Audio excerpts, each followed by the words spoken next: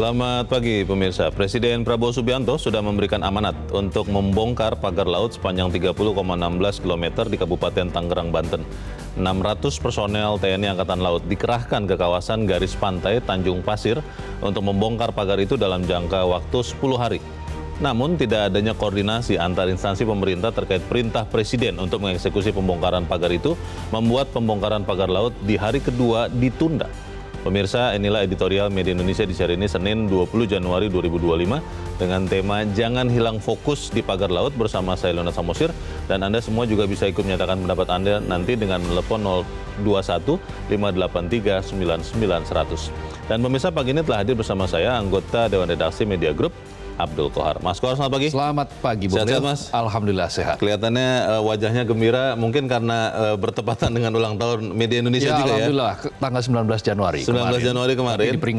Diperingati hari ini. Ditumpengin hari ini. Oke, selamat ulang tahun. Yang ke berapa nih tahun 55 ini? tahun. 55? Ya, sejak 1970. Sejak 1970. Baik, kita melihat bagaimana kehadiran Media Indonesia juga salah satunya lewat editorial, dan untuk hari ini Mas Kohar dan pemirsa, kita bicara soal jangan hilang fokus di pagar laut. Memang kalau ada ucapan seperti ini ada tendensi bahwa memang fokusnya di pagar laut ini mau mulai hilang, atau apa maksud pesan dari editorial, Mas Kohar? Setidak-tidaknya fokusnya itu mulai hendak dipecah.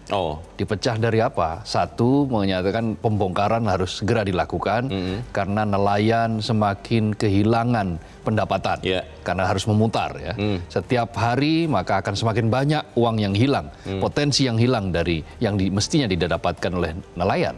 Nah, sementara di sisi yang lain berprinsip pada hukum masih menunggu dulu proses ini.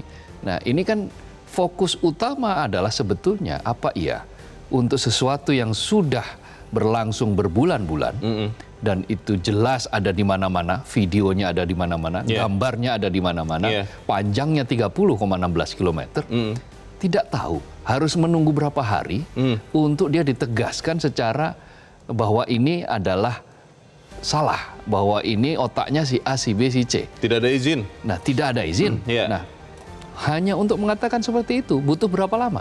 Sementara berapa lama, semakin lama itu ditunda-tunda, maka ya nelayan akan semakin kehilangan tadi. Kan kalau mendengar alasan Menteri Kelautan mengatakan bahwa kalau dicabut nanti tidak ada bukti kalau memang ini akan diproses secara hukum ke depannya. Ya, itu bagaimana, Mas? Barang bukti itu kan banyak. 30,16 km itu semua bambunya dibawa ke pengadilan, kan nggak mungkin. Tidak perlu ya? Itu harus berapa truk dibawa. Sudah banyak fotonya, sudah banyak videonya. Statement, pengakuan, saksi bisa dihadirkan di pengadilan. Dan itu semua adalah alat bukti yang sah menurut hukum. Jadi kalau kita ingin tahu kandungan darah, kan kita tidak harus menyedot semua darah yang ada dalam tubuh kita. Sampel saja. Sampel saja cukup. Betul. Nah, sama dengan seperti ini, bahwa ini adalah pagar yang membentang sekian kilometer, dari mana ke mana kan bisa titiknya, koordinatnya. Yang penting adalah titik koordinatnya itu diketahui kan gitu. Pertanyaan besarnya adalah ini kan perintah dari Presiden. Ya. Kalau bicara Panglima TNI Angkatan Laut, kemudian di bawahnya itu pembantu Presiden. Ya. Lalu bicara Menteri Kelautan, pembantu Presiden. Ya. Ini nggak saling ngobrol apa bagaimana sih? Ya, itulah kelemahan berkali-kali di forum ini kan selalu bilang, kita ini kekurangan 3K.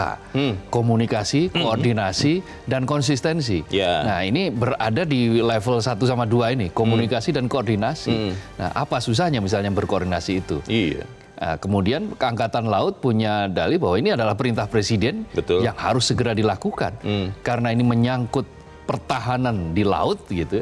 Jadi ya kami punya hak dong. Sementara Kementerian Kelautan menyatakan ya domain itu bukan domainnya TNI Angkatan Laut, itu domain kami. Karena pesisir katanya itu wilayahnya wilayah pesisir, wilayah yang menyangkut dengan nelayan. Tetapi problemnya adalah nelayan harus menunggu sampai kapan? Publik harus menunggu sampai kapan bahwa proses ini bisa diatasi segera? Mungkin kan kalau tidak salah kita masih ingat Dirjen Dirjen apa ya, anak buahnya Pesisir, Menteri Dirjen Pesisir, Pak Ipung panggilannya, mengatakan diberi waktu 20 hari sejak disegel. Kemarin tuh 9 Januari, kalau 20 hari itu 29. Akhir Januari. Apa nggak kita tunggu saja begitu, Mas Kohar? Kemudian nanti di 29 Januari, akhirnya KKP pun kan tidak punya lagi alasan untuk tidak membongkar, karena itu omongannya sendiri. Ya paling tidak sampai sekarang saja, publik tidak diberitahu tuh siapa sebetulnya otak di balik pemagaran laut ini. Yang memasang itu siapa? Siapa yang memasang ini? Sampai sekarang tidak ada yang mengaku, berarti bukannya tidak ada kan? Iyalah. Apa mungkin masa siluman yang masang siluman yang memasang itu? Kan jadi kan tidak mungkin. Maka ini kan pasang manusia, videonya ada, kesaksiannya ada. 5 bulan yang lalu ada, katanya. Dan ada sejumlah indikasi-indikasi yang tentu saja ini semua bukan perkara yang sulit bagi aparat penegak hukum untuk menegakkan ini tentang siapa, mencari siapa sumber persoalan ini dan mengapa sampai hal seperti ini terjadi. Tapi faktanya kan sekarang pembongkaran itu sudah dihentikan dulu, Mas Kohar. Iya. Artinya apakah kemudian nanti kita masih bisa percaya bahwa tanggal 29 Januari kalau mengikuti Pak Ipung, Dirjen di KKP yang mengatakan 20 hari tidak ada yang mengaku akan dibongkar. Ya. Lalu kita mau melihat bahwa pembantu-pembantu presiden ini ternyata bisa punya kebijakan sendiri yang berlawanan dengan yang dibantunya, atau seperti apa, kita akan bahas itu. Dan pemirsa, inilah editorial Media Indonesia untuk hari ini, Senin 20 Januari 2025. Jangan hilang fokus di pagar laut.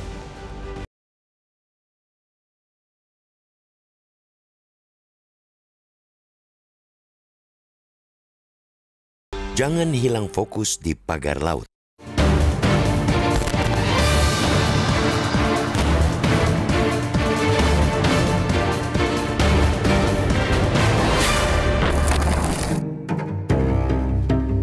Presiden Prabowo Subianto telah memberikan amanat terkait kontroversi pagar laut sepanjang 30,16 km di Kabupaten Tangerang, Banten. Perintah Presiden yang disampaikan oleh Ketua MPR sekaligus Sekretaris Jenderal Partai Gerindra Ahmad Muzani adalah untuk menyegel, mencabut, dan mengusut pemasang pagar berupa cerucuk bambu setinggi 6 meter itu. Sebelumnya, Kementerian Kelautan dan Perikanan atau KKP pada 9 Januari mulai menyegel pemagaran laut tersebut. Lalu pada Sabtu 18 Januari, sebanyak 600 personel TNI Angkatan Laut mendatangi kawasan garis pantai Tanjung Pasir untuk membongkar pagar tersebut. Estimasinya, personel TNI yang dibantu nelayan akan mampu membongkar puluhan kilometer pagar itu dalam tempo 10 hari.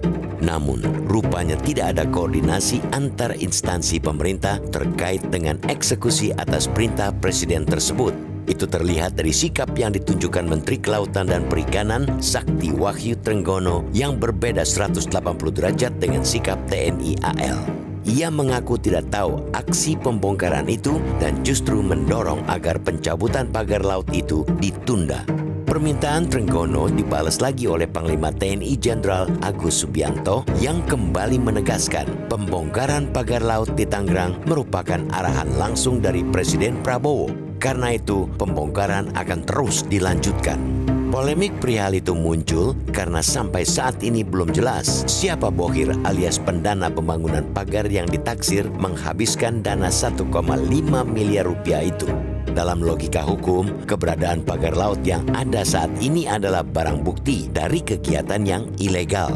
Dengan landasan itu, sejumlah pihak meminta agar hasrat untuk membongkar sebaiknya ditahan dulu menunggu pembuktian siapa aktor pemasang pagar tersebut. Akan tetapi, dengan memakai logika yang lain, banyak yang mengapresiasi aksi TNI Angkatan Laut membongkar pagar laut. Salah satunya ialah untuk mencegah kerugian yang lebih besar lagi yang mesti ditanggung nelayan. Sekarang ini saja, nelayan harus menombok karena mesti mengambil jalur memutar menuju lokasi penangkapan ikan akibat terhalang pagar. Ombudsman Banten menaksir total kerugian nelayan sejauh ini mencapai 9 miliar rupiah.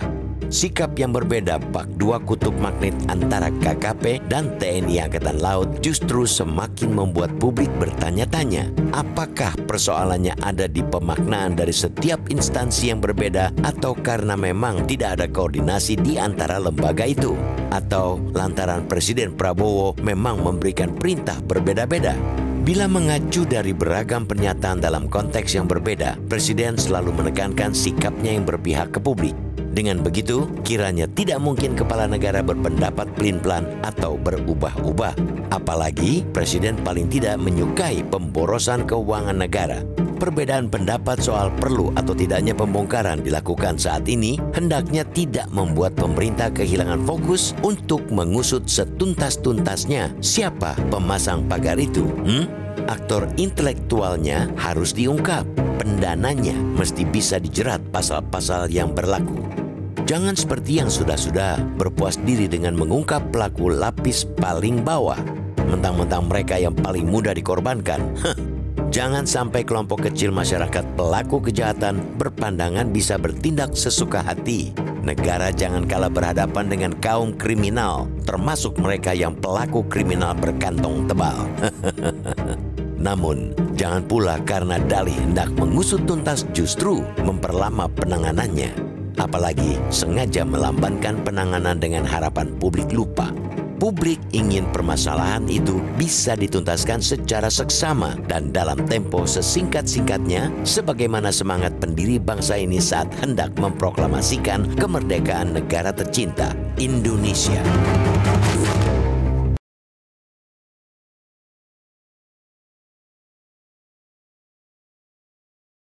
Ya, Mas Kohar, kalau bicara kejelasan dan kepastian kan masih tetap belum pasti dan tidak jelas karena tidak ada yang mengaku. Tapi saat ini faktanya adalah pembongkaran itu dihentikan. Bagaimana kita bisa memastikan anak buah presiden ini benar-benar menjalankan perintah presiden? Ya, tidak ada koordinasi kembar. Koordinasi harus tunggal satu dan itu ada di tangan presiden. Dan ketika presiden sudah menyatakan pertama segel sudah dilakukan. Kedua, bongkar. Ini yang sedang dilakukan. Dan ketiga, usut tuntas. Kan ada 3 perintah yang clear dari Presiden yang disampaikan melalui Ketua MPR, Ahmad Muzani, yang juga notabene Sekjen Partai Gerindra, yang menyatakan itu sebagai sebuah perintah yang firm, perintah yang jelas. Ini menunjukkan bahwa ada pretensi dari Presiden untuk melindungi nelayan ini. Bagaimana nelayan ini supaya cepat untuk mendapatkan penghasilan dan tidak terus-menerus berkurang. Sampai saat ini menurut Ombudsman saja berdasarkan perhitungan itu sudah 9 miliar. Kerugian yang diderita dari sekian bulan sejak adanya pagar itu. Nah, lalu kemudian publik berspekulasi, siapa yang memagari ini? Apa iya swadaya nelayan mampu memagari sebuah pagar yang panjangnya sampai 30 Anda sempat mengaku itu ya, JRP itu ya, Jaringan Rakyat Pantura. Dan ketika dikejar dia dari mana dia mendapatkan itu? Katanya dari sampling, dari survei. Nah, dengan alat bukti apa survei kemudian dia menyimpulkan bahwa itu adalah murni swadaya? Kenapa tidak ada perspektif di balik itu? Bahwa ini adalah swadaya yang disuruhkan oleh pihak-pihak tertentu. Nah, itu dia Mas Kohar. Sekarang kan kalau kita bicara desas-desus di media sosial, di X, di banyak media sosial lain itu mulai keluar gambar laut ini, tapi dengan gambar garis-garis. Malah katanya sudah ada surat hak milik, sudah ada surat hak guna bangunan, bahkan katanya sudah terdaftar di BPN. Ini kan desas-desus yang mengerikan kalau itu ternyata benar itu. Bagaimana kemudian kita memastikan itu? Nanti kita akan bahas di bagian berikut dan pemirsa tetaplah bersama kami, Editorial Media Indonesia segera kembali.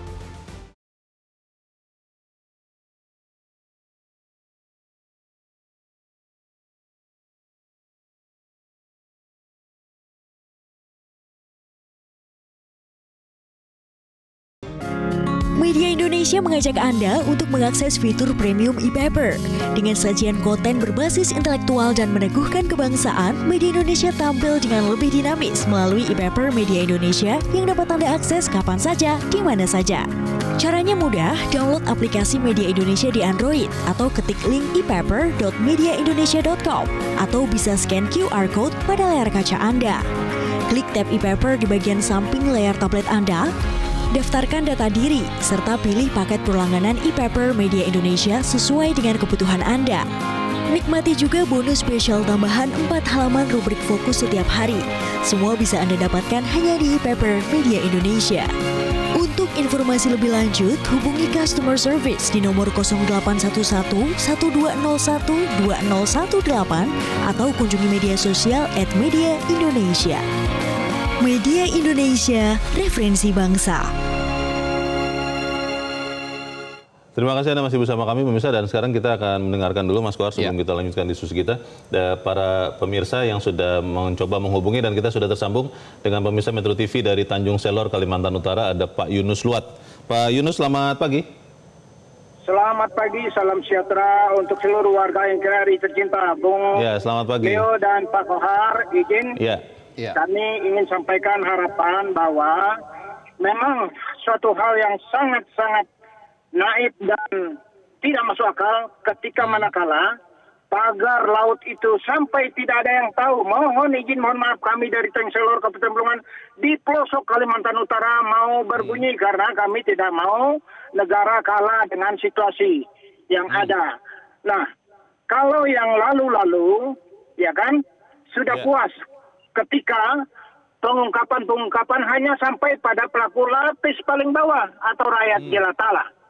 Mungkin karena ada rasa mentang-mentang mereka yang paling bawah ini mudah untuk dikorbankan. Tetapi saya kira di kepemimpinan Pak Prabowo dan Pak Gibran, mari kita sehati sepikir untuk dukung penegakan-penegakan yang ada. Saya tidak bermaksud mendiskredit penegakan yang lalu-lalu, tapi fakta yang kita tahu seperti itu. Nah, izin saya sampaikan pesan Pak Leo dan Pak Kohar. Saya berharap negara jangan sampai kalah dengan adanya pelaku-pelaku kriminal tingkat tinggi yang bermain. Saya kira tidak akan sangguplah warga masyarakat jelata untuk membuat pagar laut itu. Dan kasihan warga masyarakat kita nelayan. Walaupun itu jauh dari tempat kami Kalimantan Utara, tapi kami bisa merasakan bahwa ikan yang harusnya mereka bisa dapat dengan dekat, enak dan lain sebagainya, kan akhirnya susah. Kasihan warga kita. Tapi bagaimanapun saya mau sampaikan salam hormat dan bangga saya untuk NKRI tercinta, khususnya untuk rakyat yang ada di tempat kejadian ini. Tetaplah kita sabar, percaya penuh kepada kepemimpinan negara Republik Indonesia supaya semua ke depan bisa lurus baik untuk kemaslahatan kesejahteraan rakyat Indonesia. Kami dukung, kami doakan siapapun yang melakukan yang terbaik. Tuhan pasti menyertai untuk kebaikan kita semua. Tanpa membeda-bedakan suku. Baik, terima kasih Pak Yunus Luat di Tanjung Selor, Kalimantan Utara untuk pendapat Anda. Selamat pagi Pak. Tanpa bermaksud katanya tadi mendiskreditkan, tapi kan kita harus tetap tahu ya ini siapa yang membangun, kemudian konsekuensinya apa. Kita masih negara hukum ini kan Mas Kohar? Betul, negara sedang ditampar. Kalau sampai dalam waktu tertentu gagal untuk mengusut siapa yang ada di balik ini. Apa yang ditampar itu adalah negara dikelola oleh negara dengan N kecil. Padahal negara dengan N besar, dengan huruf kapital N besar, negara yang resmi tentu saja, itu tidak boleh kalah oleh negara dengan N kecil. Nah, tetapi N kecil inilah yang sedang dalam proses untuk bagaimana dia mempertahankan diri dari sebuah perilaku-perilaku kriminal, perilaku-perilaku ilegal yang barangkali di masa kemarin-kemarin itu mendapatkan perlindungan. Atau di masa kemarin-kemarin masih mendapatkan kesempatan. Nah, begitu rezim berganti, pemerintahan berganti, mestinya langgam juga berubah. Negara, kita ingatkan lagi bahwa negara itu harus melindungi seluruh tumpah darah Indonesia. Dia tidak peduli di laut, tidak peduli di darat, bahkan udara kan. Nah, itu harus dilindungi oleh negara. Begitu juga amanat Undang-Undang Dasar 45. Betul. Yang menyatakan bahwa bumi dan air dan kekayaan alam yang terkandung di dalamnya dikuasai oleh negara dengan N besar, bukan negara N kecil.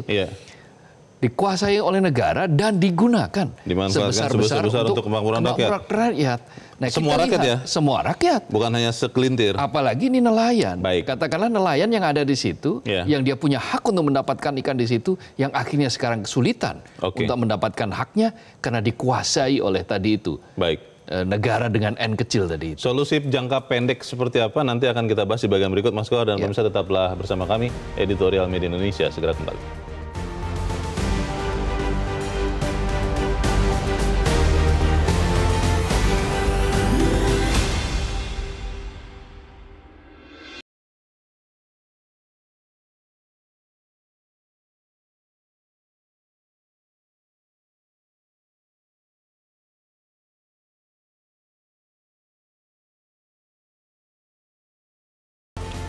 Terima kasih Anda masih bersama kami. Kita ada di bagian akhir diskusi kita pagi ini. Mas Kohar, apa jangka pendek yang kita minta kepada semua pembantu presiden supaya ada kejelasan soal pagar laut ini? Yang pertama adalah laksanakan instruksi presiden. Laksanakan dengan sepenuh-penuhnya. Jangan sampai ada alasan A, B, C, dan seterusnya yang menunjukkan bahwa alasan itu adalah bagian dari apakah itu penolakan, atau bagian dari untuk memperlambat penanganan sehingga mungkin publik lupa, atau sehingga kemudian ada jawaban-jawaban yang kemudian bisa diproduksi untuk disampaikan kepada publik yang bertujuan untuk mengelabui publik. Pengkondisian bahasanya. Nah ini kan publik sudah telanjur mengalami apa yang disebut dengan distrust, ketidakpercayaan yang luar biasa, karena banyak alasan-alasan yang mengangkai akal sehat, seperti swadaya nelayan misalnya, bahwa bahwa pembangunan sepanjang itu tidak ada yang menyponsori. Padahal itu biayanya sampai 1,6 miliar. 5 bulan. 5 bulan berlangsung di depan mata. Tidak ada yang tahu. Tidak ada yang tahu di mana mereka yang biasanya operasi ada di situ. Bahwa itu bukan berada di wilayah yang non jauh di sana. Dari Republik ini. Dia dekat di depan mata. Di wilayah pesisir masih yang di situ. Jawa nih. Iya, sangat dekat dengan saat ini ya. Sampai detik ini kan masih Jakarta, masih ibu kota. Masih ibu kota negara. Saat ini masih sangat dekat dengan Jakarta, dengan ibu kota. Dengan telinga, mata, yang kekuatan yang dimiliki oleh negara yang begitu besar bisa dikalahkan oleh kekuatan-kekuatan non-negara yang mencoba untuk mengelabui itu. Sehingga yang pasti laksanakan saja instruksi presiden 3 hal tadi itu. Segel itu sudah, cabut segera supaya nelayan bisa segera melaut. Dan yang ketiga, jangan lupa ini yang paling fokus, usut tuntas siapa yang bermain di balik pagar laut 30,16 km ini. Kita aminkan itu dan kita tunggu nanti perkembangannya. Mas Abdul Kohar, terima kasih sudah hadir di tempat ini. Selamat pagi, Mas. Selamat pagi, Bung Leo. Pemirsa, perbedaan pendapat soal perlu tidaknya pembongkaran pagar dilakukan saat ini hendaknya tidak membuat pemerintah hilang fokus untuk mengusut tuntas siapa yang masang pagar itu. Siapa yang jadi aktor intelektualnya harus diungkap dan pendananya juga harus dijerat dengan pasal-pasal berlaku. Saya Leonard Samusil, terima kasih Anda sudah menyimak editorial Media Indonesia pagi ini. Terus jaga kesehatan Anda, terus jaga nurani Anda. Selamat pagi, sampai jumpa.